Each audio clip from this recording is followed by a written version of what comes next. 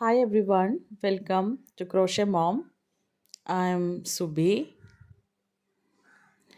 ഇന്ന് നമുക്ക് ക്രോഷേ വെച്ച് ഒരു ഹാർട്ട് ഉണ്ടാക്കാനായിട്ട് നോക്കാം.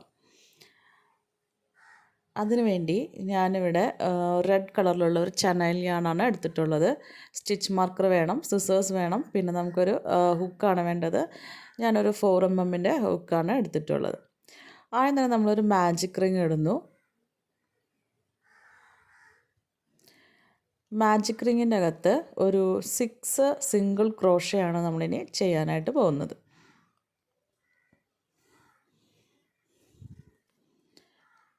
6 സിംഗിൾ ക്രോഷയാണ് മാജിക് റിങ്ങിൽ ചെയ്യേണ്ടത്. ക്രോഷയുടെ എല്ലാ ബേസിക് സ്റ്റിച്ചസിനെ കുറിച്ചിട്ടുള്ള ട്യൂട്ടോറിയൽ വീഡിയോസ് ഞാൻ എൻ്റെ ചാനലിൽ ഇട്ടിട്ടുണ്ട്. എല്ലാവരും അതൊന്ന് കണ്ടു നോക്കി അഭിപ്രായം പറയണേ.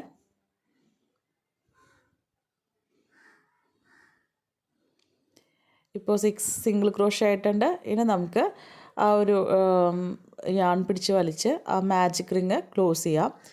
ഏറ്റവും ആദ്യം ചെയ്തിട്ടുള്ള സിംഗിൾ ക്രോഷയുടെ സ്റ്റിച്ച് കണ്ടുപിടിച്ച് അതിൽ കൂടെ ഹുക്ക് ഇൻസേർട്ട് ചെയ്ത് യാൺ ഓവർ ചെയ്ത് ഒരു സ്ലിപ്പ് സ്റ്റിച്ച് ഇട്ട് കഴിഞ്ഞിട്ടുണ്ടെങ്കിൽ ഫസ്റ്റ് റൗണ്ട് നമുക്ക് കംപ്ലീറ്റ് ആവും. ഇപ്പോൾ നമ്മൾ 6 സിംഗിൾ ക്രോഷേ ചെയ്തത് കൊണ്ട് തന്നെ മുകളിൽ ഒരു 6 സ്റ്റിച്ചസ് നമുക്കുണ്ട്. ഇനി അവിടെ സ്റ്റിച്ച് മാർക്ക് ഇടാം. അല്ലാതെ നമുക്ക് എണ്ണിയ വേണം ചെയ്യാനായിട്ട്. ഇനി നമുക്ക് ഇൻക്രീസാണ് വേണ്ടത്.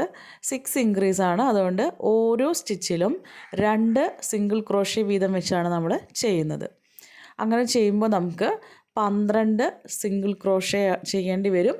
സോ അടുത്ത റൗണ്ട് എന്ന് പറയുമ്പോൾ അത് കംപ്ലീറ്റ് ആകുമ്പോൾ നമുക്ക് 12 സ്റ്റിച്ചസാണ് പുറമേ ഉണ്ടാവുന്നത്.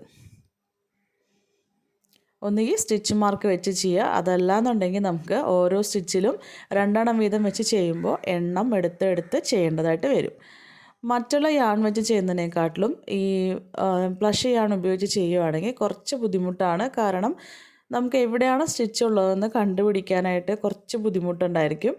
ശ്രദ്ധിച്ച് വേണം ചെയ്യാനായിട്ട്. ഞാനിങ്ങനെ സ്റ്റിച്ച് മാർക്ക് ഇട്ടിട്ടുണ്ടെങ്കിൽ പോലും കുറച്ചൊന്ന് മനസ്സിൽ എണ്ണം എടുത്തുകൊണ്ടാണ് എപ്പോഴും ചെയ്യാറുള്ളത്.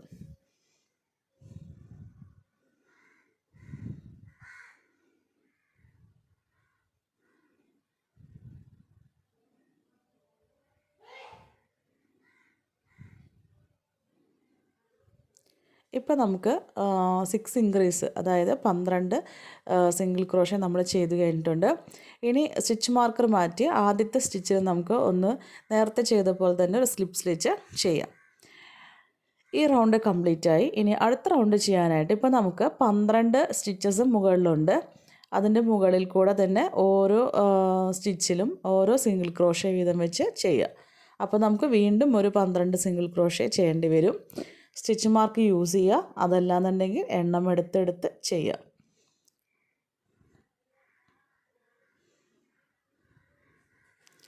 ഇപ്പോൾ നമ്മൾ ചെയ്യുമ്പോൾ വർക്കിനെ ഒന്ന് ഉള്ളിലേക്ക് തള്ളി പിടിക്കാനായിട്ട് ശ്രമിക്കുക. അപ്പോൾ നമുക്കൊരു ചെറിയൊരു എന്താ പറയുക, ഒരു കൊട്ട പോലെയായിട്ടാണ് നമുക്കിനി ഇതവിടെ കിട്ടുന്നത്.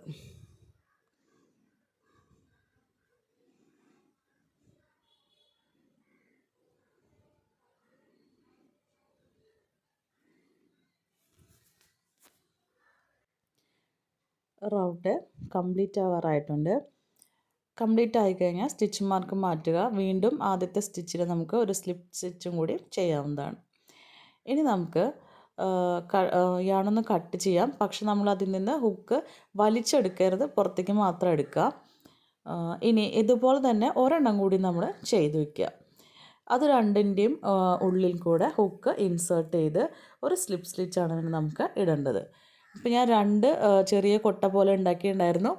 അപ്പം നേരത്തെ തന്നെ ഞാൻ ആ ഒരു എന്താ പറയുക, ഒരു നോട്ടുണ്ടായിരുന്നു, വലിച്ചെടുത്തിട്ടുണ്ടായിരുന്നില്ല. അപ്പോൾ അതിൽ കൂടെയാണ് ഇപ്പോൾ ഞാൻ കടത്തി യോജിപ്പിച്ചത്. ഇനി നമുക്ക് ഓരോ കൊട്ടയ്ക്കും 12 സ്റ്റിച്ചസ് ഉണ്ടായിരുന്നു. അതുകൊണ്ട് തന്നെ ഇപ്പോൾ നമുക്ക് ടോട്ടൽ 24 ആയിട്ട് സ്റ്റിച്ചസ് ഉണ്ട്. ഓരോന്നിൽ കൂടെയും ഓരോ സിംഗിൾ ക്രോഷേ വീതം വെച്ചാണ് നമ്മളിനി ചെയ്യേണ്ടത്.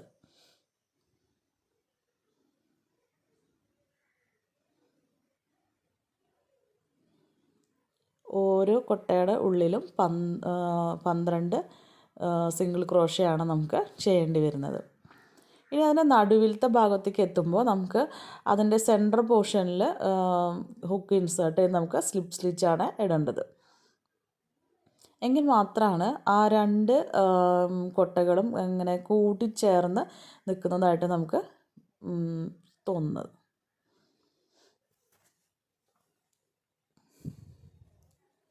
ഇപ്പോൾ ഞാൻ റൗണ്ട് കംപ്ലീറ്റ് ആക്കിയിട്ടുണ്ട്. ഇനി അടുത്ത റൗണ്ടാണ് ചെയ്യുന്നത്. അങ്ങനെ ചെയ്യുമ്പോൾ നമുക്കിനി ഡിക്രീസാണ് ചെയ്യേണ്ടത്. ആദ്യം തന്നെ നമുക്ക് 3 സിംഗിൾ ക്രോഷ്യ ചെയ്യാം.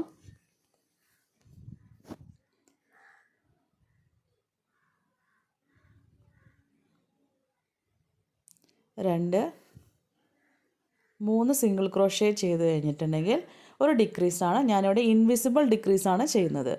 സ്റ്റിച്ചിൻ്റെ ഫ്രണ്ട് ലൂപ്പിൽ കൂടെ മാത്രം കടത്തുന്നു. അടുത്ത സ്റ്റിച്ചിൻ്റെയും ഫ്രണ്ട് ലൂപ്പിൽ കൂടെ മാത്രം ഹുക്ക് ഇൻസേർട്ട് ചെയ്യുന്നു. യാൺ ഓവർ ചെയ്ത് രണ്ടിൽ കൂടെ ഒന്നിച്ചാണ് നമ്മൾ പുൾ ത്രൂ ചെയ്യുന്നത്. പിന്നെ ഒരു സിംഗിൾ ക്രോഷ്യം കൂടെ ചെയ്ത് കഴിഞ്ഞിട്ടുണ്ടെങ്കിൽ ഒരു ഡിക്രീസ് കംപ്ലീറ്റ് ആവും.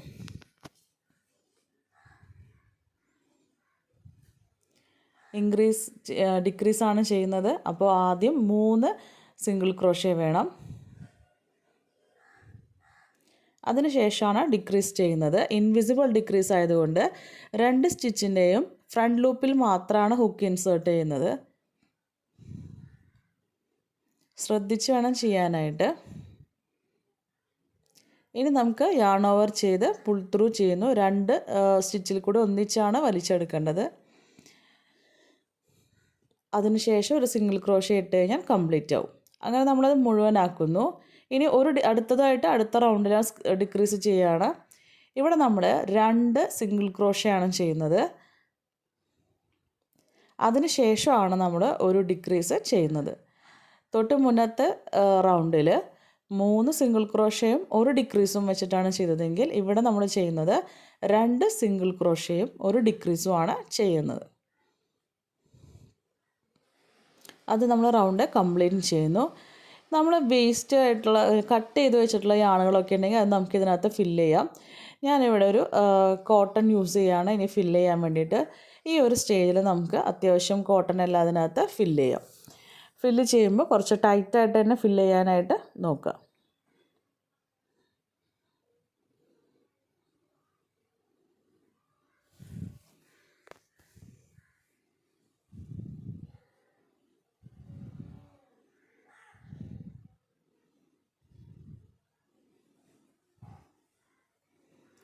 ഇനി നമുക്ക് ഒന്നുകൂടി ഡിക്രീസ് ചെയ്ത് അത് ക്ലോസ് ചെയ്യാനായിട്ട് നോക്കാം.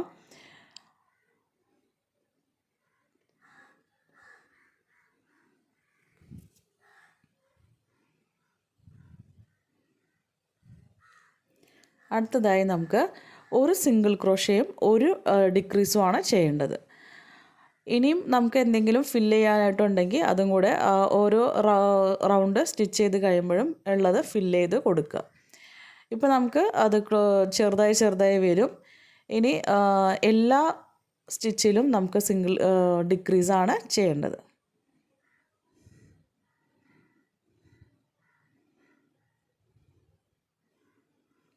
ബാക്കി വരുന്ന എല്ലാ സ്റ്റിച്ചസിലും നമുക്ക് ഡിക്രീസ് ചെയ്യാം. അപ്പോൾ ആ ഒരു ഹോള് അടഞ്ഞടഞ്ഞ് വരികയും ചെയ്യും. ബാക്കി വരുന്ന യാണെല്ലാം കട്ട് ചെയ്ത് കളയാം. ഹാർട്ട് എല്ലാവർക്കും ഇഷ്ടപ്പെടുന്നതായിരിക്കുന്നു. Thank you for watching.